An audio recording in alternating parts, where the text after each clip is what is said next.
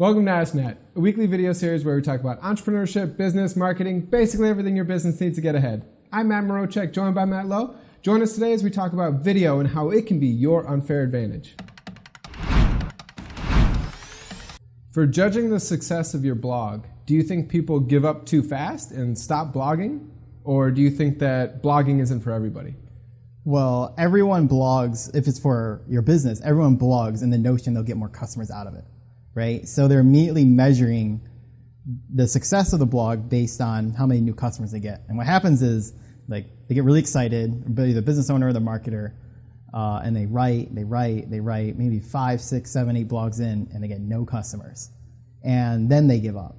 And there's nothing wrong about that. Like, you see it not working, why should you invest more time and money into it? But what you have to really measure is the value of your blog and how much of it's impacting the reader before you measure the customer impact.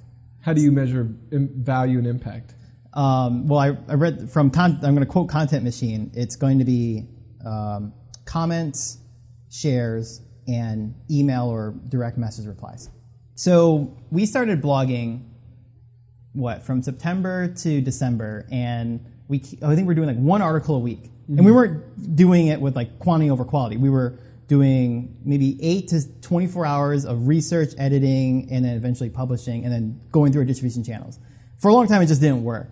So then we switched to this new process where we record these videos very, very quickly, and then transcribe it, and that becomes our content. Why does that work? Well, whether it works or not is to be, we still have not proven that out. But what it does allow us to do is fail much faster. The videos that we do create, it's a quarter of the time, and truthfully to our audience, it's hopefully much more relatable. It's much more relevant. Would you rather connect with a business owner or a marketer or somebody else who's know what you're going through, or read 2,000 words and hope to find a golden nugget somewhere buried in there as well? It's not just that. You can use video in like social media, like when you do video embeds, they immediately play. Also, like a pet peeve of mine is a lot of business owners use like a VA outside to write like a quick 500 article, and they put their name on it. And it's like, well, you don't really know if they're really a subject matter expert. They got someone else to write it. But for us, like, this is us on video. We put our own reputation on the line. I've heard you say a lot, the key for marketing in general, whether that's content, that's video, whatever it may be, is delivering value. How do you deliver value in a video?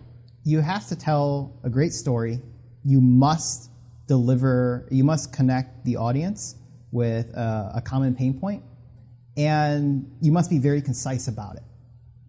And then out of that, when you have those three things, it needs to lead to something that the audience can act on. If you just deliver an insight but no one can actually reach it, ultimately no one's really going to share it. They're not going to find as much value in it because they don't know how to achieve the vision you want. How do you create content with that that engagement from the user side in mind?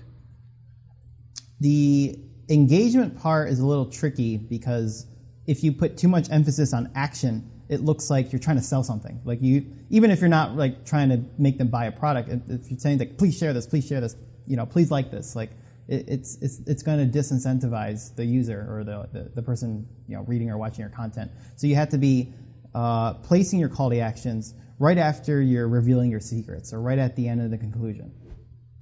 Does all video content need to cost a lot of money, take a lot of time?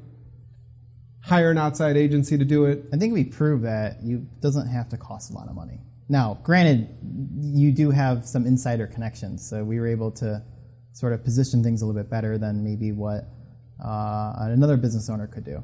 But I think we proved that you could do the same kind of quality we do today with an iPhone, 2 iPhone X's, or even just like 2 smartphones. Pick up a Yeti mic and be in a nice room. Few $100, you can get the same quality we have today. Do you think the production quality of your content builds into the user's mindset in terms of the quality that you're delivering for the content as well? Yes, because as I mentioned, your content is a product, so there's a user experience component to it. So if the audio isn't very clear, or the video is a little blurry, or if there's an audio video mismatch and sync, then that's a terrible user experience. They're going to tune out or not going to appreciate the value you're about to deliver. So you have to ensure there's like a minimum for all these. I think when we did our first video, it was literally the product market fit version of content. Do you think how do you know what the best form factor for your content is? Social, email, blog, video, there's a podcast, YouTube. In marketing, you're shipping it to all channels, as many channels as you can. One of the advantages of doing videos and transcribing it later is we can attack podcasts, we can attack videos, and we can attack written content. Usually when you're blogging, it's only written content. If you're only doing audio, it's only for podcasts. Maybe if you transcribe, you can do written content too. With videos, we get all three vectors. And speaking engagements. Does video content mean you'll get more engagement? I think it's going to give you more data around it. Say, for example, video content naturally gets more engagement across any channel. Look at Facebook, look at LinkedIn. You're going to get more views automatically because the algorithms are pushing video content, live content, whatever it can be.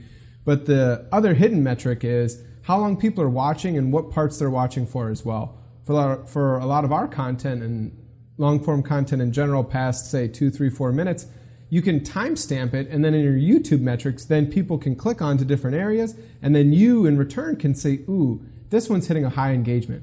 For example, on our AI and machine learning one, the marketing piece towards the end got a ton more engagement, and we didn't ship different content to different places. We were sending the whole video the whole time. So that's the users looking in and finding the content they want, and then that's telling us where we should guide our content in the future.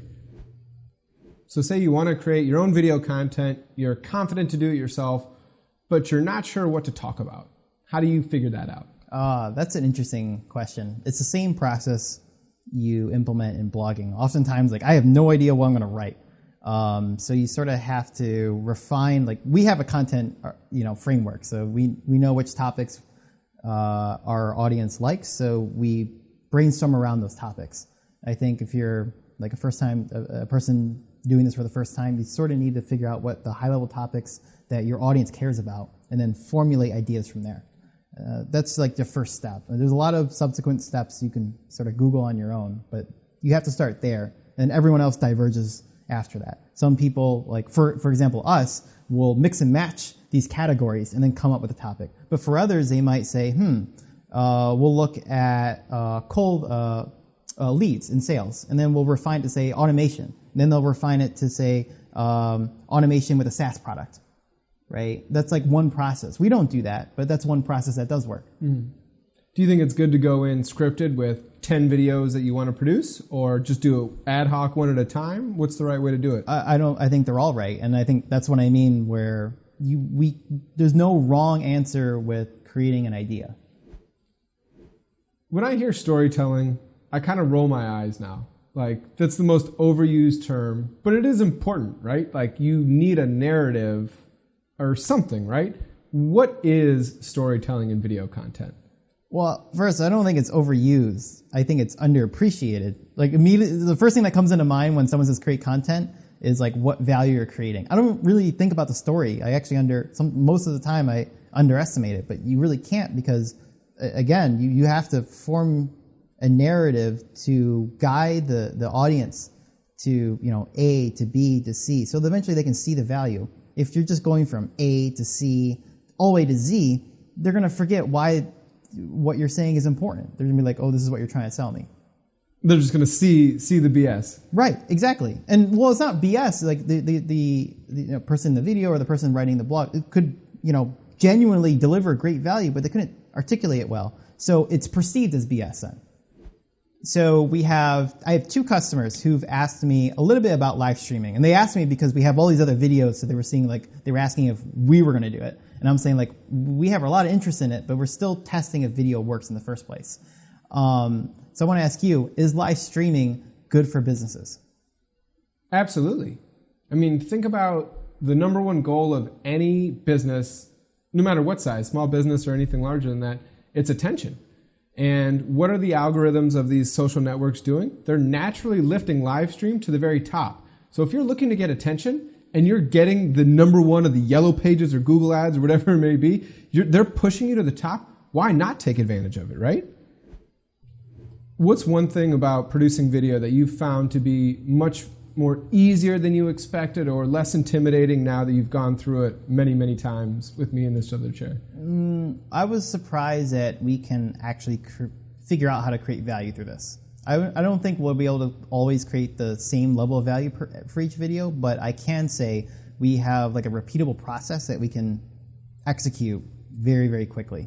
You mentioned a little bit about the speed, but that was a big surprise because I was measuring our results with like blogging. Every time we did an article, it was several hours of research, several hours of editing. We talked about that. Video is like such a big surprise. Like we spend 30 minutes, maybe 40 minutes if we felt like the questions weren't that good. And then there's some production, like a few hours in production time, and we ship it. That's one day's worth of work, half a day's worth of work to get this video out. When do you think ChipOut makes the jump to go live stream, live video? We could go live right now. Like I have no problem going live.